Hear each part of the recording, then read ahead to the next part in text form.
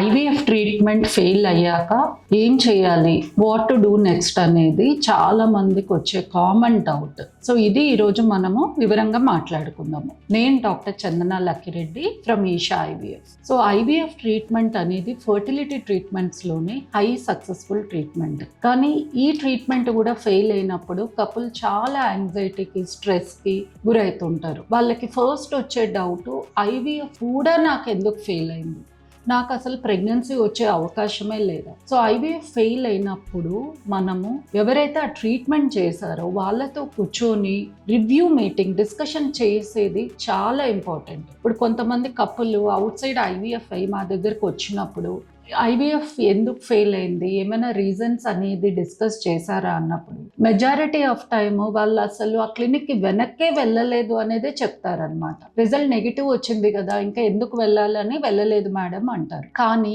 IVF ట్రీట్మెంట్లో మనము routine టెస్ట్లతో చూడలేని చాలా విషయాలు మనకి తెలుస్తాయి. Like for example egg quality ఒకటి, ఎంబ్రియో క్వాలిటీ ఒకటి, ఇవన్నీ మనం ఇన్ డీటెయిల్గా మాట్లాడుకుంటేనే నెక్స్ట్ ఐవీఎఫ్ ట్రీట్మెంట్లో మనము పాజిటివ్ రిజల్ట్ ఇవ్వడానికి అవకాశం ఎక్కువగా ఉంటుంది. ఐవీఎఫ్ ట్రీట్మెంట్లో కూడా మనకి రిజల్ట్ రావడం లేదంటే మెయిన్గా 2 ఫ్యాక్టర్స్ మీద మనము కాన్సన్ట్రేట్ చేయాలి. ఫస్ట్ ఇంపార్టెంట్ వచ్చేసి ఎంబ్రియో క్వాలిటీ. ఎంబ్రియో క్వాలిటీ అనేది again egg and sperm quality మీద డిపెండెంట్ ఉంటుంది. ఒకవేళ మనకి ఎంబ్రియో క్వాలిటీలో ప్రాబ్లం ఉంది అంటే అది మనం ఎంబ్రియాలజిస్ట్తో డిస్కషన్ చేస్తే ఎగ్ క్వాలిటీ వలన, స్పర్మ్ క్వాలిటీ వలన అనేది మనకి ఒక ఐడియా వస్తుంది. నెక్స్ట్ ట్రీట్మెంట్ చేసే ముందు మనం అది sperm or egg quality improvise చేయడం ద్వారా ఎంబ్రియో క్వాలిటీ కూడా ఇంక్రీజ్ అవుతుంది. అలానే ఎంబ్రియోలో డే 3 ఎంబ్రియో ట్రాన్స్ఫర్ చేశారా, డే 5 ఎంబ్రియో ట్రాన్స్ఫర్ చేశారా. ఎంబ్రియోలో బ్లాస్టోసిస్ డే 5 ఎంబ్రియో ట్రాన్స్ఫర్కి డే 3 కన్నా ఎక్కువ సక్సెస్ ఉంటుంది కాబట్టి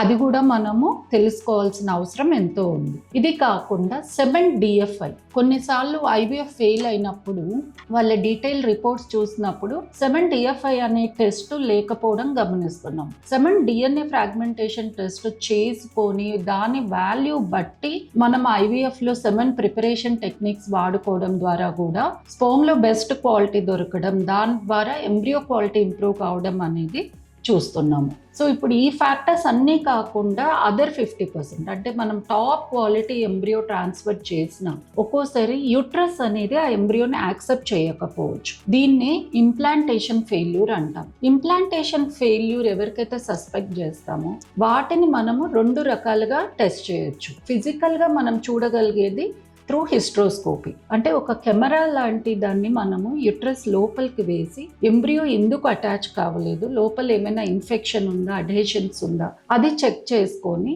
సలైన్తో బాగా క్లీన్ చేయడం వల్ల ఆ యుట్రస్ రిసెప్షన్ అనేది నెక్స్ట్ ఐవీఎఫ్ సైకిల్స్కి ఇంక్రీజ్ అయ్యే అవకాశం ఉంటుంది. యుట్రస్లో ఫిజికల్ చెకింగ్ అయ్యాక అనదర్ టెస్ట్ మేము కామన్గా చేసేది రిసెప్టివిటీ టెస్ట్, ఎండోమెట్రియల్ రిసెప్టివిటీ అరే, ఎరా టెస్ట్ అంటారు. దీంతో అసలు మనం ట్రాన్స్ఫర్ చేసిన టైంకి గర్భసంచి అనేది కరెక్ట్ స్టేజ్లో ఉందా, కరెక్ట్ రిసెప్షన్లో ఉందా, లేదా మనం ఇచ్చిన మెడికేషన్స్ కానీ ఏమైనా మార్పులు చేసి నెంబర్ ఆఫ్ అవర్స్ కూడా మనం చేంజ్ చేసి ఎంబ్రియోన్ ట్రాన్స్ఫర్ చేస్తేనే రిజల్ట్ వస్తుందా అనేది ఈ ఎరా టెస్ట్లో తెలుస్తుంది. కాబట్టి ఐవీఎఫ్ ఫెయిల్ అయినప్పుడు మనం మెయిన్గా ది ఎంబ్రియో ఫ్యాక్టరా ఆర్ ఇంప్లాంటేషన్ ఫ్యాక్టరా అనేది చూసుకొని నెక్స్ట్ ఐవీఎఫ్ ట్రీట్మెంట్ అకార్డింగ్గా ప్లాన్ చేస్తే సక్సెస్ రేట్ అనేది డెఫినెట్గా ఇంప్రూవ్ చేసుకోవచ్చు.